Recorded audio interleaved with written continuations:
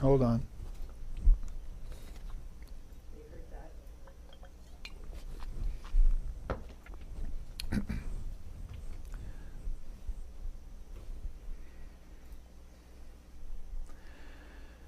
We welcome you back to our midst, and that's just a few of us here out in Hawaii and the Big Island, we call it, and where Madame Pele has her abode here as our local deity. We like to call her Mother Kali's little sister, and she's dynamic and bright and changes shapes all the time if you get up close to her and watch her, and that's just in her physical form. And we have been talking about physical and mental and how they connect. And the senses and the elements are pretty much the physical, and then you have to plug in the prana, the life force, which is missing in our culture. That's a unfortunate thing when the 5 kinds of life force are missing and not explained to you as children. So you don't know how your eyes see, or how your ears hear, or why you move. And you're bound to either attribute it to God, who doesn't see or hear or move. I mean, it's got one eye and one ear, and is motionless, stationary, or you just leave that blank, and then you'd go from body to brain, and brain to its thinking process. But there are many stations, like saying there are many.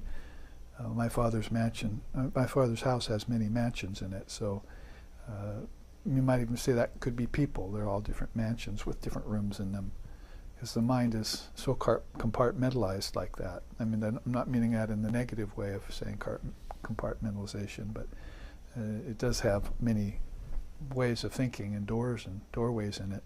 And we were just talking about 2 of these main doorways with Krishna's teaching on this chart, and how it's, and Sri Ramakrishna's great saying, which brings it from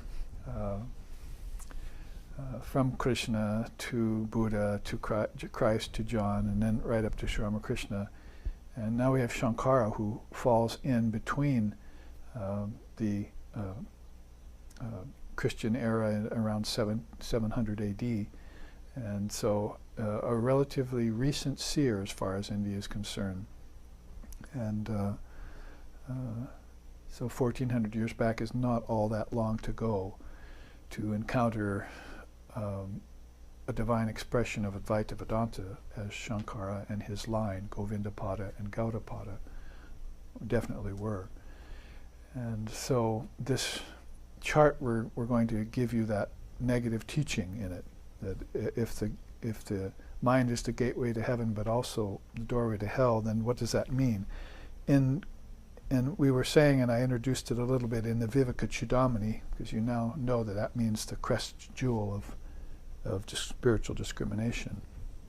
That sloka is 321 to 329, and that sloka has, that scripture that Shankara composed has over 700 slokas, I think, in it. So right in the middle of the scripture, which is a revealed scripture by an Amsa avatar, Shankara, we find this teaching.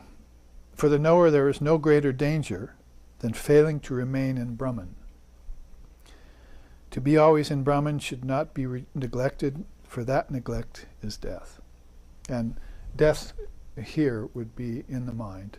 No real death ever happens, because we said that in the beginning, and we could sing that in Shankara's own way if we wanted, by repeating that beautiful phrase we often sing. Namrichor na Shanka, Name Jati Beda, Pita Naiva, Me Naiva, Mata Majanmaha. He goes on to conclude, Chidananda Rupaha, Shivoham, Shivoham.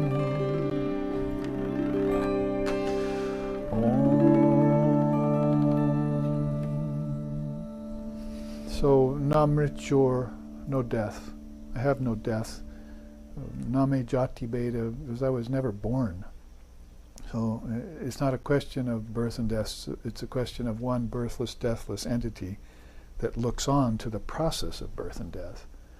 So India is always pointing to this eternal verity, and it isn't afraid of giving it names like Brahman or Chaitanya or pure conscious awareness. We're calling it timeless, deathless awareness, and no harm in giving it a name when in the same breath you say it's beyond all names and all forms. So anyway, back to this chart. To neglect Brahman would be a kind of death, like Ramprasad sometimes sings in his songs, a spiritual suicide. They face spiritual suicide who don't remember Brahman. And let's call that anything from hell to dreaming, because there can be bad dreams too. So you can be in a dream like heaven and all of a sudden experience hell. So these shifts of consciousness come upon your mind at any moment. If you haven't taken care to run the middle path and be balanced and even, yogic equanimity, if you could maintain that out here, you could maintain it in your dreams too. So that's why the physical, the burloka, has that diamond in the rough quality, is that you need to polish your diamond here. It's too late to do it in heaven. You can't really work out the karmas because you did the actions here. And then you're going to heaven to try and get free of them, but they're still like a brick on your tail and pull you back down. And so this is a kind of spiritual suicide. We call it just transmigration of souls.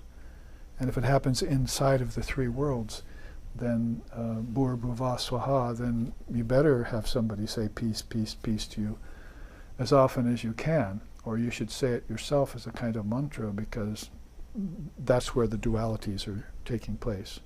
The deluding pairs of opposites, Krishna says, dvandva mohena. Moha means to delude.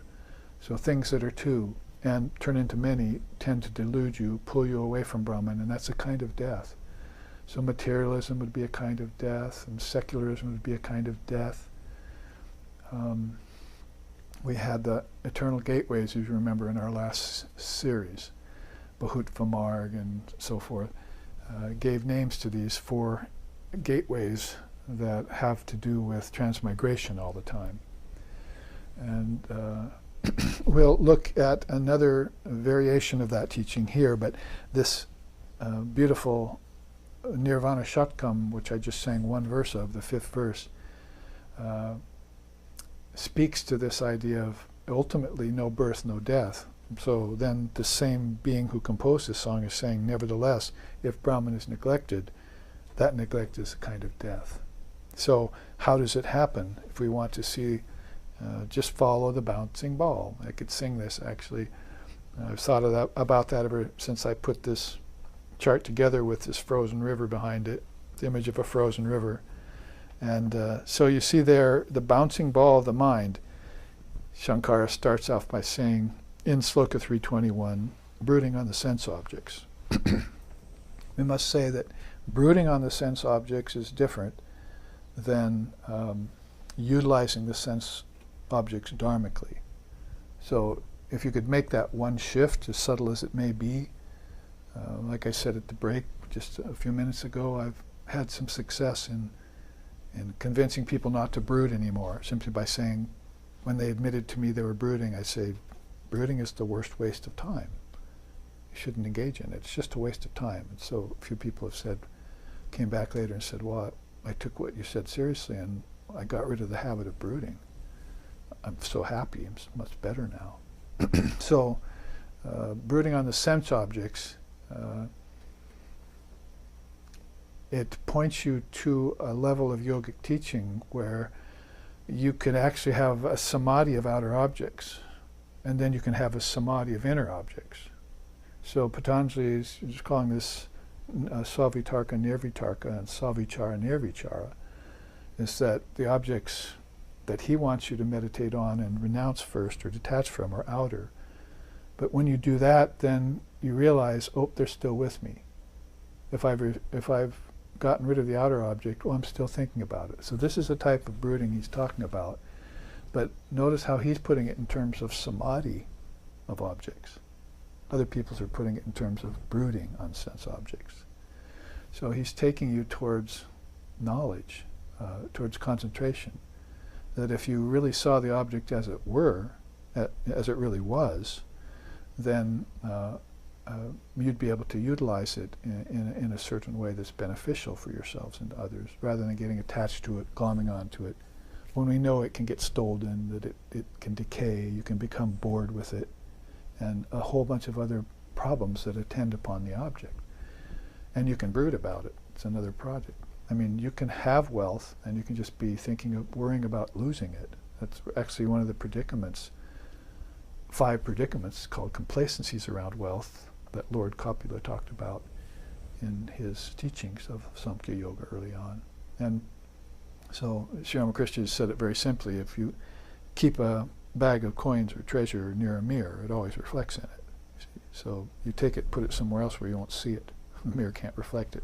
Well, the mirror is your mind, and a bag of coins is all the things you think about. And so this has a tendency to attach you, and it also has a tendency to give you pain. It'll give you pleasure owning it, and it'll give you pain by fearing losing it. And this is a duality. Dvandva Mahena. It's a duality that's marching back and forth in the owner's mind, the rich person's mind, in the attached person's mind, and he never sees the doorway in between the two, the third way, the way out. So some of the dynamics of it, not too hard to understand, but you can see there, brooding on the sense objects is how Shankara explains the first trip in this 7 descending steps of negligence of Brahman, the chart's called. And it's much like the 7-fold road to ruin that Krishna speaks about in the Gita. So see it go down the stairs there. Next comes thirst for enjoyment. And this is quite Buddhist too. Trishna, the word I think of, is in the Nidana system of Buddhism, where somewhere along the 12 Nidanas, thirst for enjoyment becomes more important. And so you lose that equanimity of detachment from the thing, or just utilizing it dharmically, or giving it too much attention in your life. So you have to be careful when something grabs your attention too much. I would say this would be a teaching about raising children. You shouldn't put your attention on children. You should put your attention on the Atman in the children. Basically, my teacher said something very amazing once. He said, someone was talking about how their child was so creative. And Swami Sheshananda said, in this society, you shouldn't make them creative. You should make them renunciates. So, most of us are thinking in a kind of naive way, oh, if the child's creative, great. But that's not the way this monk was thinking at all. In this society, he wasn't thinking that way, because he knew that creativity would lead to being taken advantage of by others. Even if the child were naive and innocent, they'd still be taken advantage of. Their creativity would become a product for sale, and so forth and so on. And so in this society, you don't do that. That's dangerous. There's a different way of bringing out their creativity and steering it towards the Dharma, and make sure that the creativity doesn't become a matter of the ego either. Oh, look what I did. See, look what I have done. These are the 5 ways that Krishna describes agency in the Gita. There are 5 acts that the mind's constantly thinking about. One of those is I have done, the other is I will do. And this is how the ego gets out of control. So thirst for enjoyment has its origin, and it also has its follow-up. Its follow-up would be, as the ball rolled down the next stair in these descending steps of the stairway, desire to possess the thing. So this chart is an easy study. Basically, it's Shankara's way of putting together how the mind falls, stage by stage, into negligence of its true nature. So he puts it all in terms of brooding on the sense objects. He doesn't put it in terms of the sense objects are bad or negative, because everyone's going to have to use them to one degree or another, from monk to householder, as we were talking about at the break. So basically, brooding on them, thinking about them too much. So I should be thinking about ways of opening the path up for my children, rather than thinking about the personality of the children, or what their good and bad qualities are. How about what their samskaras are, where they've come from, where they're going, how I can steer them to a higher path. Of course, you'd have to have Dharma given to you in this culture by your parents to think that way, and we haven't been given that. It's coming too late, or it's coming late anyway. Vivekananda said to one person once, introduced him to his child, Swamiji looked at him and said, I really don't want you, and I don't want your child, I want your grandchild.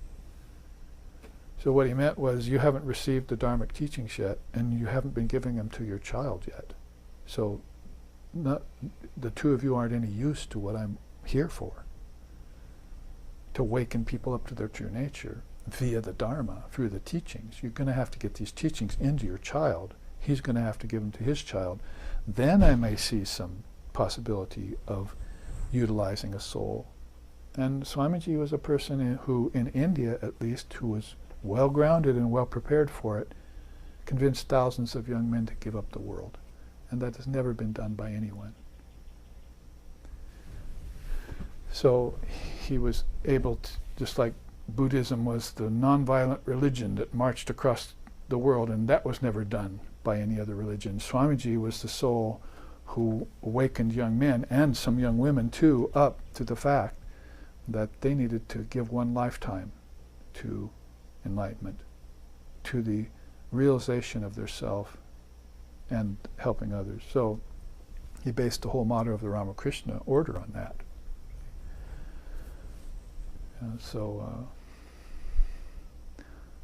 At Moksharta Jagadhitaya Cha was Atmano Moksharta, means to realize that, I would say, to realize the Atman is always free. Not just to get realized, but to realize that the Atman is always free and in you. And Jagad, world, Hitaya Cha, to help the world afterwards. So you must realize yourself first and then help. See, so this is what he was trying to do, to qualify people. But you can't help people who have fallen into brooding on the unreal, and then have fallen a step to develop a thirst for enjoyment for the unreal, and then desire to possess the unreal. You see how insane that is? Would you want to go on and possess something that weren't real? Yes, they're trying to do that at all times. It's like, sort of like, living on cotton candy.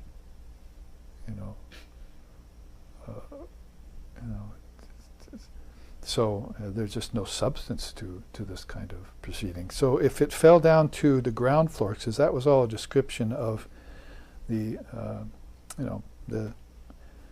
original floor, the first floor. Now it falls down to the cold ground floor of neglect of Brahman. This is where then this hell really comes forward to the mind. And you can talk to a person who's suffering horribly in any way that we've mentioned earlier in the first half, and you can say that you can see, no doubt, that they're in a kind of hell. They don't have to go to hell. They're in it. So they have to go to some fiery place, underground. It's like this chart back here, Science has us looking backwards, and religion has us looking upwards, but it also has us looking downwards, as if we're going to some fiery pit somewhere. And this is all metaphoric at best, and at worst, well, don't get me started, let's not get into it. I'm pointing us to the idea that these doorways are in the mind, these chambers are in the mind, and all of these chambers are in the big house. See, so if we can start exploring the big house, the upper lokas, and making contact with beings like the sages, the spirit, the saints, the rishis, the mind-born sons, the ascetics, the renunciates, the Trinity, Brahma, Vishnu, and Shiva, and the Sapta Rishis, the 7 great leaders of embodied beings in these 7 worlds, then we'll have a grounds for transcending heaven and hell, really. I mean, sometimes that's sung about too in songs that are that explain it very nicely. Jato shuno karna pute shabe mayer mantra bate. Jato shuno karna pute shabe mayer mantra bate. Kali pancha shatavarna mai varne varne namadore. Kali pancha shatavarna mai varne varne namadore. Monopoli vajakali icha hoy torjaya chari. Guru data moha mantra divani shijapa kori. Monopoli vajakali.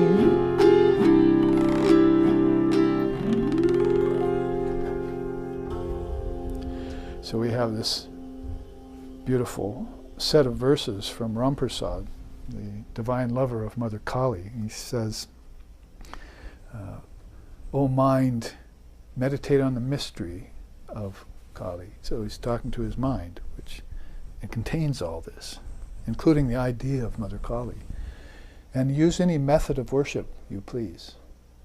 Or simply breathe day and night the holy name, the mantra, the living seed of transforming power that was given to you and planted in your heart by your teacher.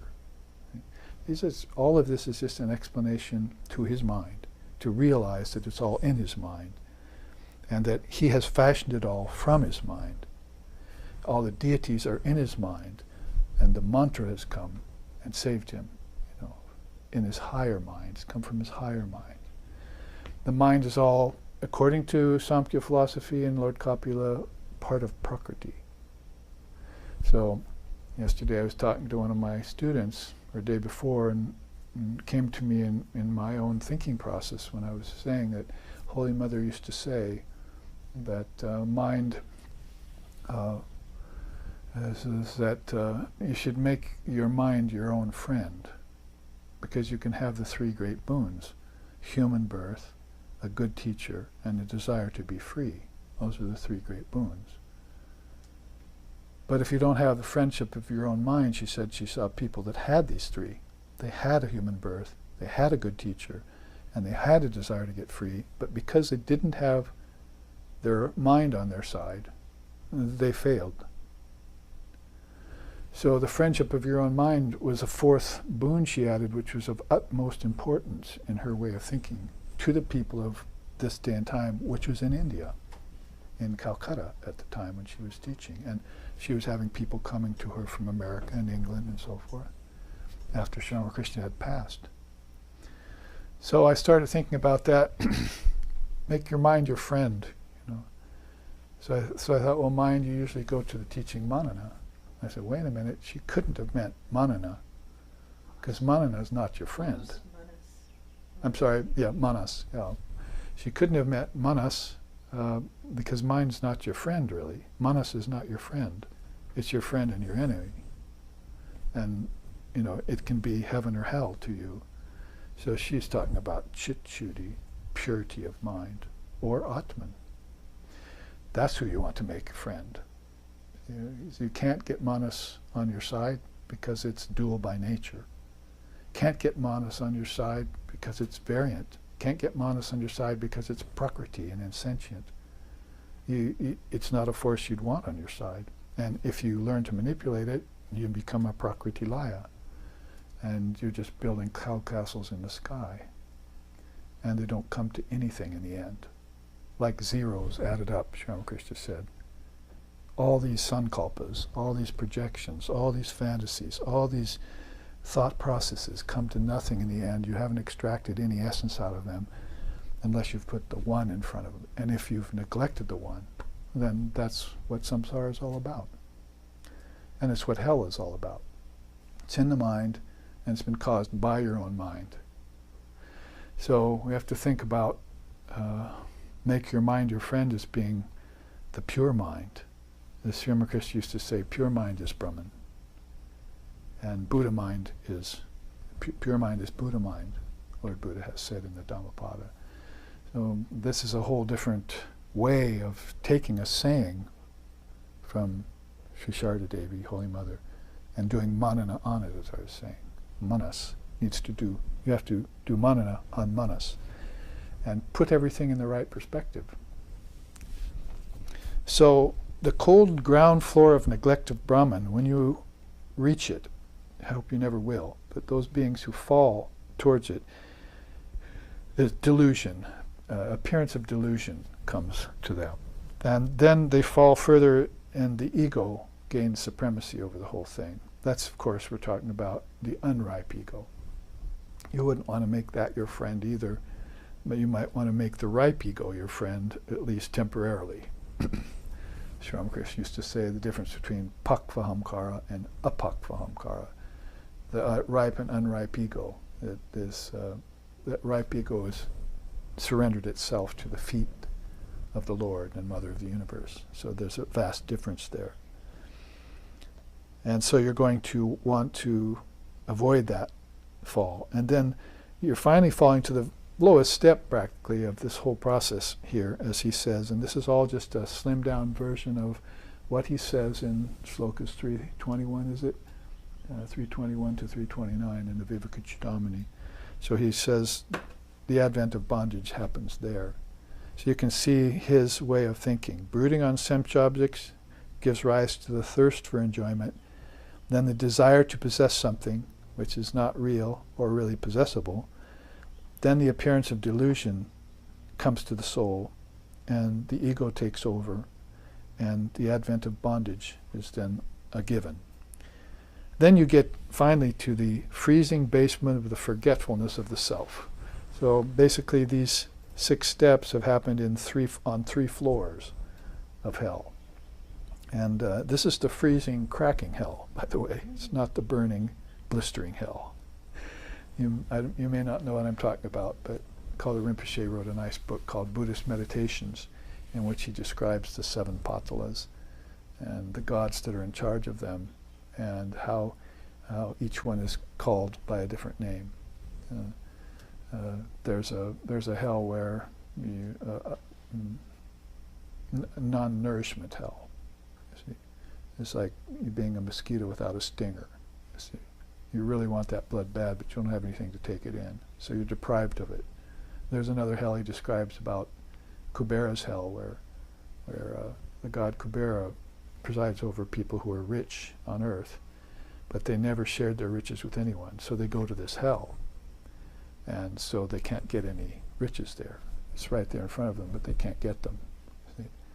I mean, so basically, you know, if you were a conventional Western person, you're thinking, oh, there must be some, they must think that there's these levels of hell which my body actually goes to. But it's your mind that's created them, and it's your mind that goes to them, it's your mind that frees you from them. If everything in Maya is unreal, then certainly those are also unreal. They can't be ultimately real, only Brahman is real. So then, why are you neglecting it? Have I made my point? I hope so. Shankara says here, if the mind once forgets its own Atman, it ventures far out, like a ball, that when it falls, rolls down the stairs and does not stop until it reaches the lowest step. And you're like a little child running after that ball into some dark, hellish, scary, fearful, dangerous place. So this is how, with a chart based on the teaching of a great acharya like Shankara, we segue from Sri Ramakrishna's saying about the gateway to heaven and the doorway to hell. That's manas. That's the mind, the human mind. And if you put 7 billion of them together, you get a loka. 7 billion or whatever it is nowadays, the latest count. And then your ancestors, you know, the billions of them make up the next level in the pranakasha. It's a energy world, you know, a subtle energy world. So that's why I was saying earlier, if you don't know about the 5 pranas and their subtle constituents, then how are you going to use them to get out of the body. You can't. They're blocked. So you think you're the body for 80, 90, 100 years, and then you go to death thinking you're the body, and what do you expect? That you'll also, because your mind has predicated that you are the body, also come back as a body. And how many times will you do that? And how many times will you make this journey, see, up and down, between the Bur and Bhuvar lokas? You might reach Svarloka, you see. I mean, you'll get some deeper enjoyments there. Holy Mother also mentioned those. They go to a higher heaven for some time and enjoy there, but then their unresolved karmas from their past lifetime pulls them back down into the body. So she's talking about how many souls are in that predicament. So that's why my teacher used to say, as I mentioned earlier, I don't want a post-mortem emancipation, and I don't want to go to heaven. I want, to be free as I am right now in this very body. Jivan Mukta was what he was talking about there. So these two charts we have looked at in that regard, and that was a quick study. Now, I think what I'd like to do is to show you then a more recent chart which kind of explains the Indian mind-only perspective. And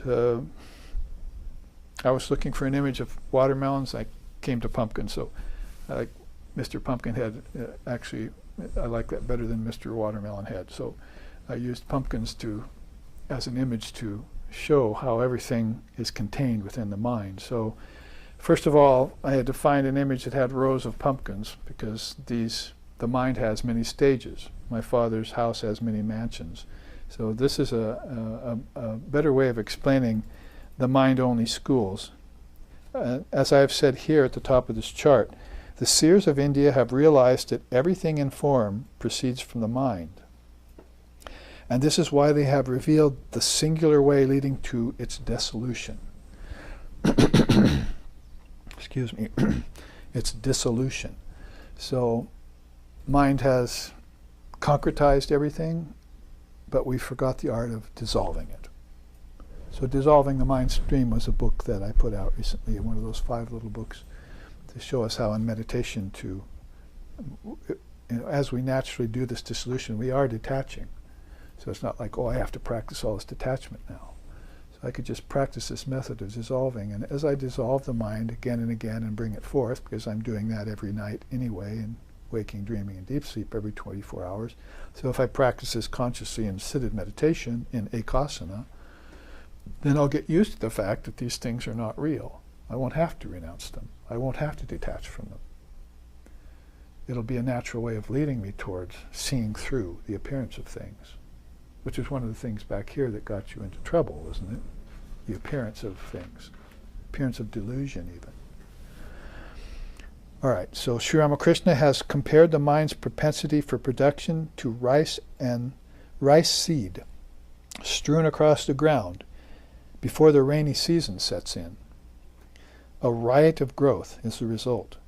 But if these seeds are exposed to fire prior to their exposure to soil, their power of germination is destroyed. This fire is the practice of yoga, which renders the mind's proclivity for desire-based expression nil and void. Opening the gate to samadhi.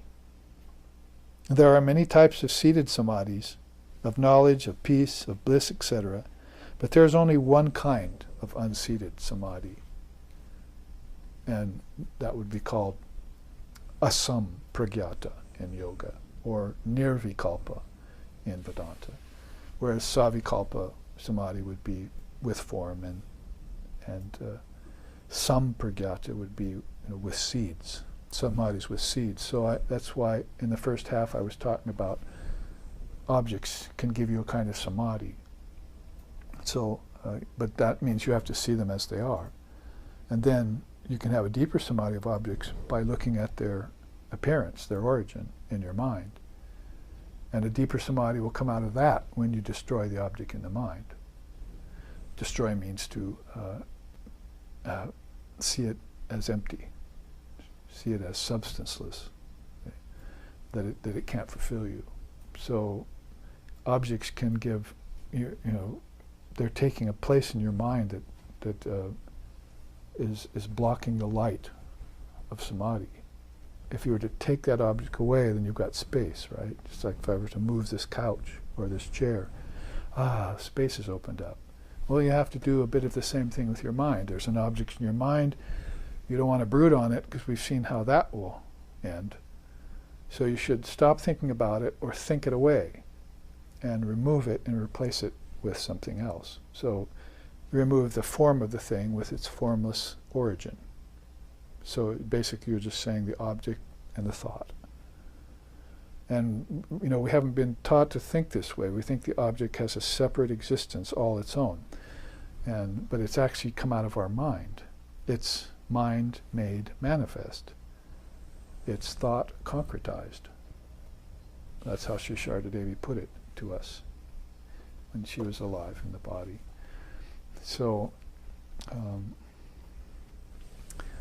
these are great thoughts, and they're dharmic wisdom, they're principles, they're put together in words, and we didn't really get to that chart about the words yet, but we can take that up still.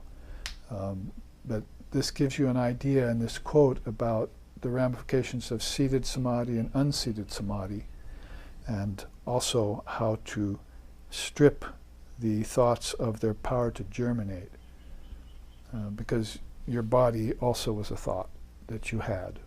See, which body shall I take this time? Which parent shall I be born to this time? And you have to realize that you're in one of these chambers of the Lord's mansion after you're dead. You see, after your present life has passed, and just like going to dream, you will go into a deeper dream at the time of passing, and you will have the ability to see with a third eye, you know, with a deeper eye.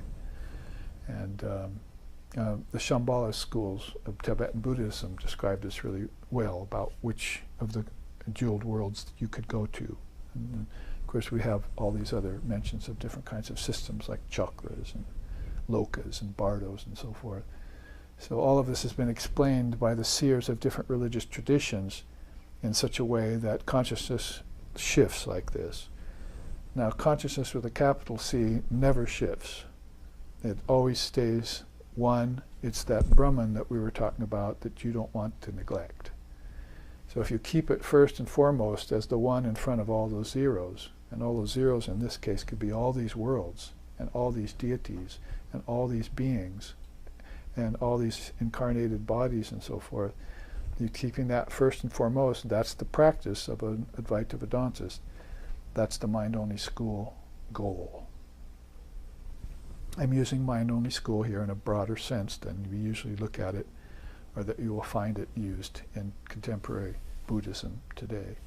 It means all Indian schools really think upon this line of mind only, that the mind is the creator of the worlds and the objects that fill the worlds, and it also is in charge, or should be in charge, of the prana that flows to create the worlds, the psychic prana and the prana itself, right on down to the ability to move and breathe. And of course, I'm resisting again and again mentioning waking, dreaming, and deep sleep too much in accord with these teachings, but that's the Advaitic way which Shankara himself would go to, and his teacher Gaudapada, because it takes you to these great teachings of a parinama and a jativada, that there's no origin to anything, it's all endless, and there's no birth or death to anything. So all of these start us off to understanding the path of mind-only school perspective.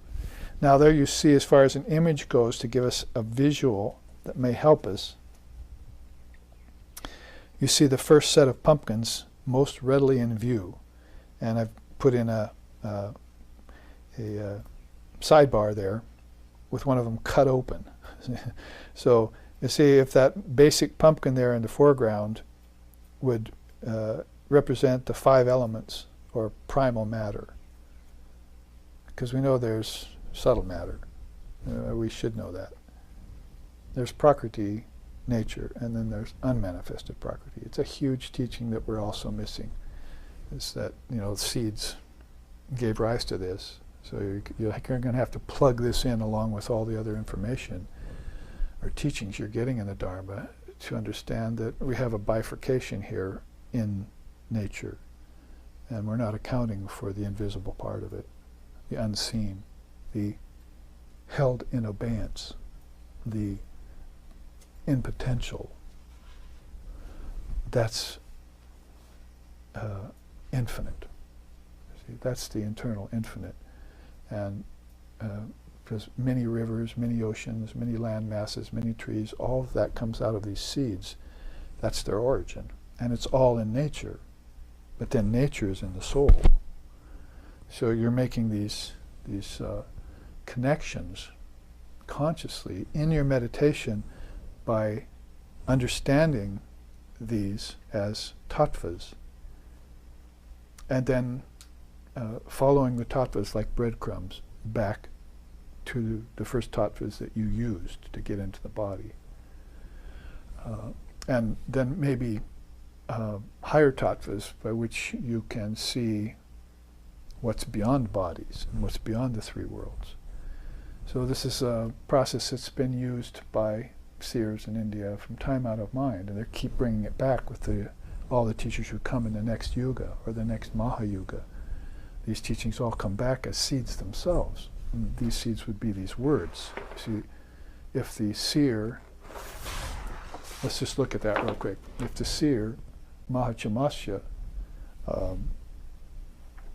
didn't see all the worlds in that particular time, the quote goes here from the Taittiriya Upanishad, Bhurbhuva Svaha, that's these worlds.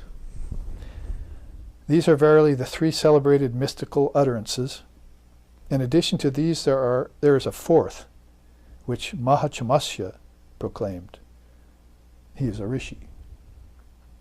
That one who meditates upon these, called the 4 Vyahritis, comes to know Brahman, and to that auspicious one all the gods bring homage. So the rishis are higher than the gods, because the gods say, oh boy, he's seen beyond our level, and he's seen a world that's beyond us. So he's penetrated through to a much subtler chamber, if you will, of the house of the Father. We'd call it the house of the Mother in our tradition, Shakti.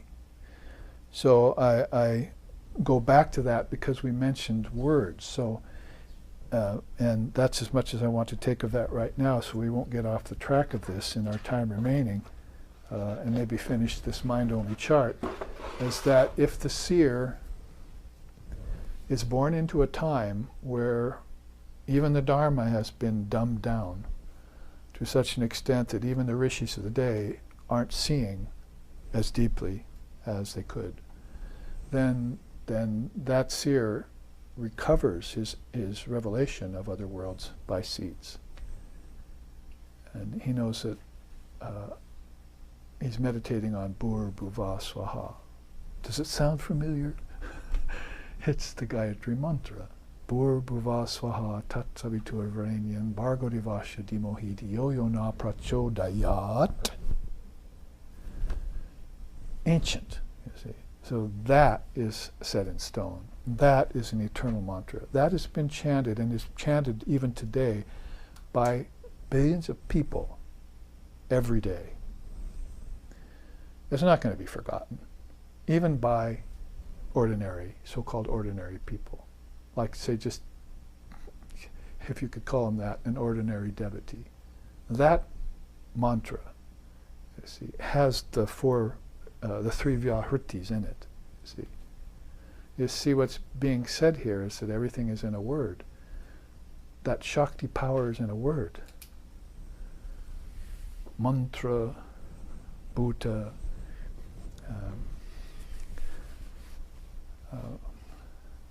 means all the bhutas all the beings have come from these power words, you see. Shakti Rupaya, she's, the form of Shakti is in them. Tulya Smrita, see, the memory, Smrita, is in those seeds, and that's her that you're talking about. So all the seers, the scriptures say, all the seers know and remember her as the imperishable Shakti. She is the meaning in all the slokas and the sutras of the revealed scriptures. Without her, all the tattvas would be as useful as clouds with no rain. She is the secret meaning in all the mantras.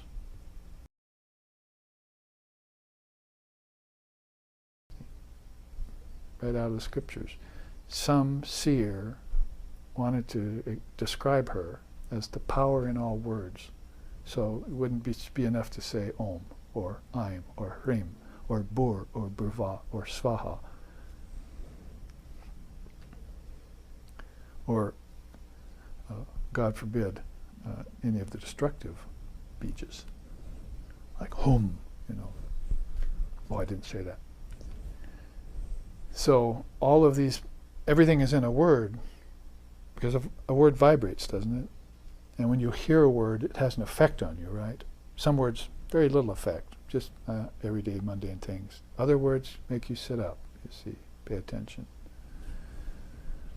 And, it's true in any subdivision of consciousness. If you talk about subatomic particles, then all of a sudden you've got interest amongst the scientists. Or mathematical theorems, or Bartok or Kadai, amongst musicians, or Prokofiev or Shostakovich, all of a sudden you've got people not only thinking of that composer, but hearing the music they wrote in their heads. Okay? So I can run some symphonies through my mind, the whole thing. I don't have to go to a concert hall and listen to it. I've played them so often in the orchestras I attended for 30 or 40 years, that they got implanted in my mind, you see. Now, isn't that proof enough that she exists as the memory of everything and all beings? And that those notes were put on page by these great composers were actually bijams with power in them, and that they will exist from time out of mind, and they will inspire people? I mean, I'm just talking about music. Just that one little cross-section of life, you see. And I can hear the opening of Brahms' Fourth Symphony, the horns in 4 parts. And then I can hear the strings accompanying them, and so forth. And so that's a great composer who put that down. Well, a great seer who put down the sloka that I just chanted, that mantra rupa shiva bhuta shakti rupaya tulya shakti rupaya, that's all in the tantras, you see, in the great sayings of the scriptures. They realized that, and they wanted to express it about her, that she's the power in all mantras, that she's the meaning of all the scriptures, and that her essence is non-duality. I mean, basically, that will be remembered from time out of mind, just like Bur, Bhuva, Swaha, Tat Savitur Varaniam. So back to what I was saying, if Mahachamasya only was living in a world, you see, where the common run of realization was about the 3 worlds, because basically most of the beings here don't know about these 2 worlds, right? I mean, even Christians are only saying, I'm going to heaven, or the Hindus saying, I'm going to heaven, but how much do they know about heaven? Do they remember having visited it before? Do they consider it up there or back there? Or do they really know that it's in their mind every night when they go to sleep? Do they really know that their fathers and mothers and grandmothers never died, but just went there, back in their own minds, where they came from, and that you're doing the same thing? Do they really know this? Do they live as they know it? I mean, do they live while they're knowing that? Or is it just all some sort of conjecture or some, oh, wait till later to see? kind of thing, you see. So then think about Mahachamasya all of a sudden seeing with his third eye the Maharloka. Well, thank you for teaching me the Gayatri, because I knew about the inner worlds, and I could go all the way up to Indra and the gods and the goddesses that were in Svarloka. And maybe by propitiating Indra, he would let me through to the Maharloka. The guardians would open up the gate, and I'd be able to get through the gate, and I would then go to realization of the word Mahar, Mahat. You see, the Mahat, the mind of God. I would actually start to be in the mind of God, which beggars description if you're coming from the three lower worlds. Beings don't even know about the two inner worlds, what to speak about the world of the Mahat, where you'll meet such big saints and seers and rishis, you see, conscious beings. So this is a rather long-winded explication of the power of words, bijams. And when you got your mantra from your guru, if you did, and I hope you will, get initiated, because that means you've started into spiritual life again, and it can take you further, then you should know the meaning of these bijams. And if you don't, you should go back to that teacher and ask them what they mean, and get teachings on them. Because there's too much left open and suspect in spiritual life today. The teachers need to take responsibility for their students when they give out these teachings. They need to explain them comprehensively, and you have to listen. You have to take this in, you see, because this is ancient wisdom, the Dharma.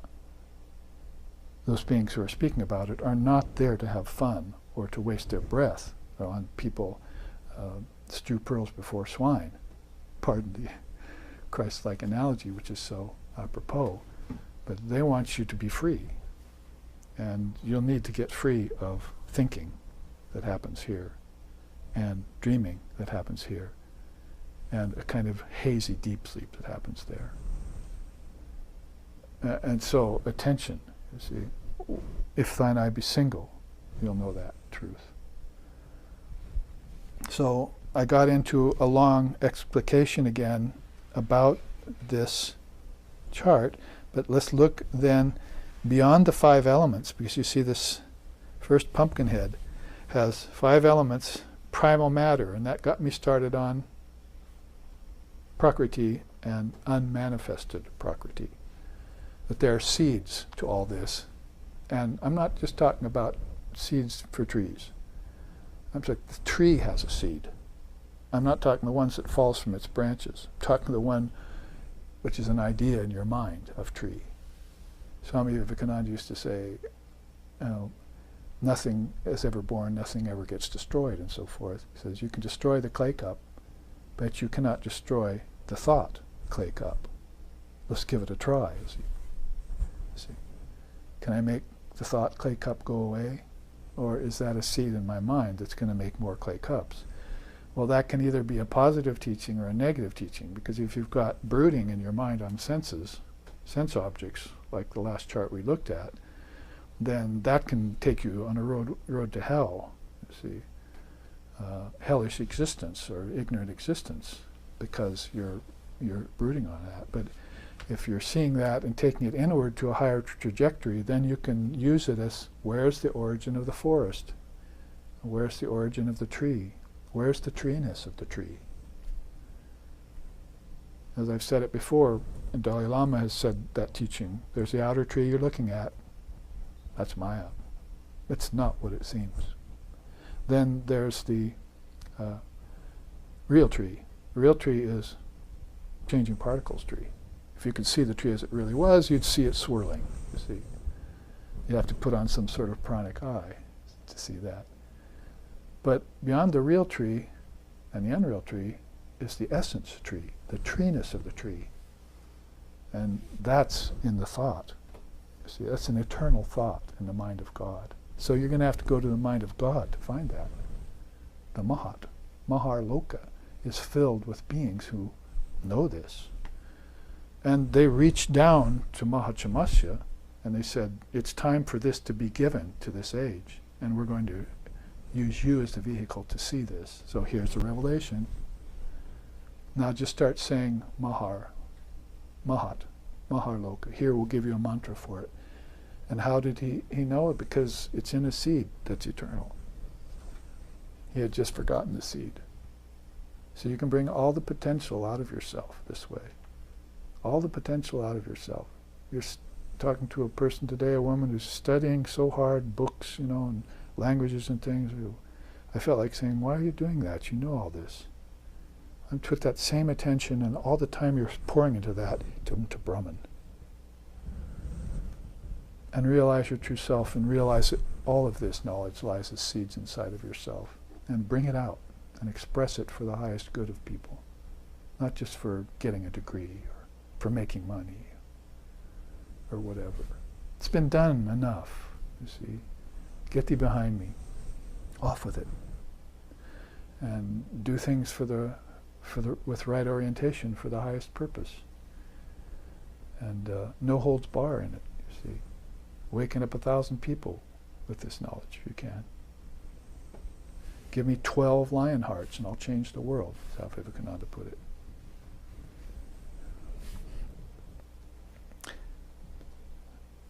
That pumpkin there, you can see it also is attended by the physical body, which is nicely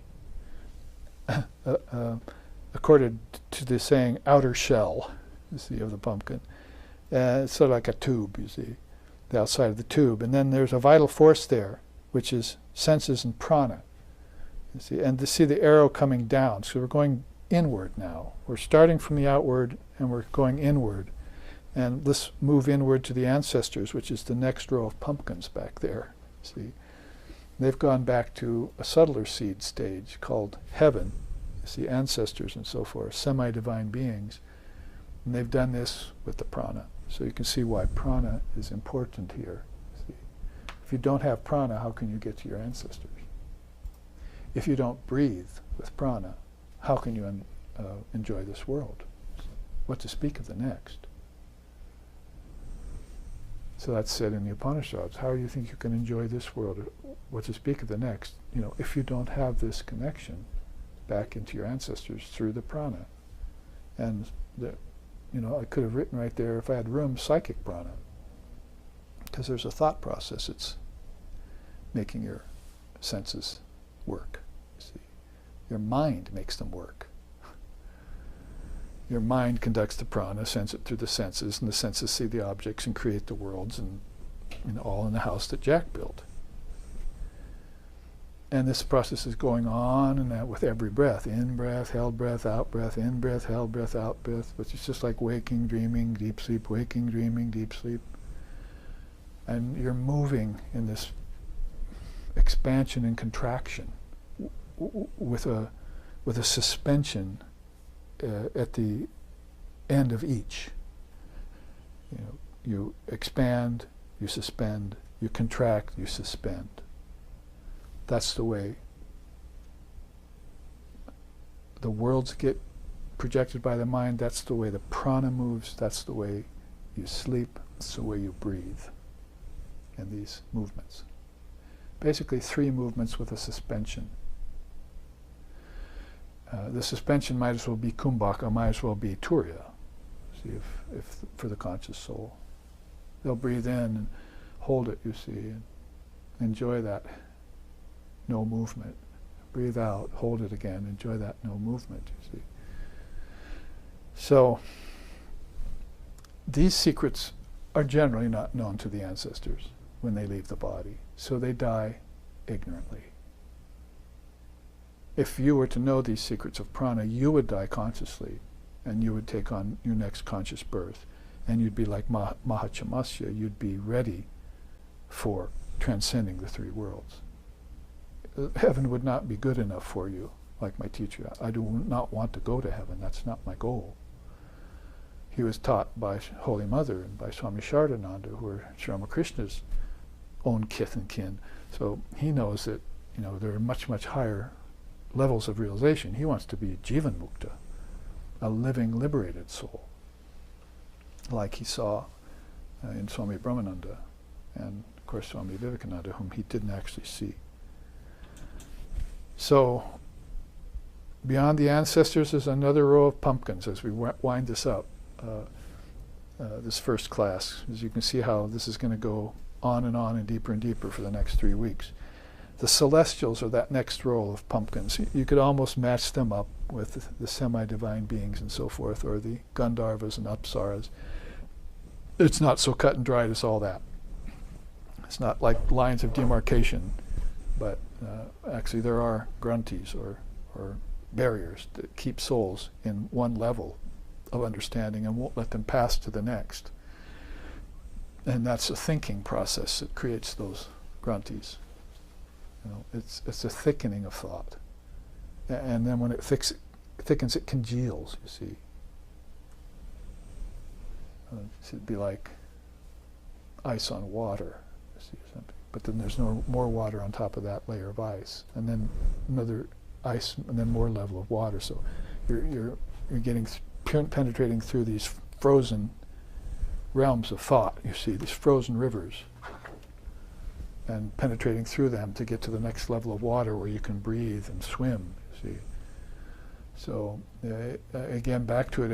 If you were doing this consciously, you'd be practicing your breathing consciously, and your mantra consciously, because mantra and breathing go together. You see. Sometimes the practices are if your mantras, you say the mantra with the in-breath and hold it with a thought and say the mantra with the out-breath. Or when you're falling asleep, you can do this. You say the mantra as you breathe. And this has the effect of opening up these knots and these grantis to give you more special spiritual experiences that will come from them. One way of doing it. You can also do it through knowledge. Behind this row of pumpkins in the far, far distance is the gods and goddesses, so you've probably made it to Svarloka by then. And where Indra, the god of gods, presides over all of them. It's a very high level of embodiment. But in a general way of speaking, the seedless state lies beyond that. You can see some of the names for it there. Asampragyata Samadhi, Satori in Zen, Nirvikalpa Samadhi in Vedanta, Nirvana in Buddhism, then of course the Asampragyata is in Patanjali's Yoga, or Patanjala. So back there, the forms disappear, and this is why it's important to know about the seeds in the seedless state.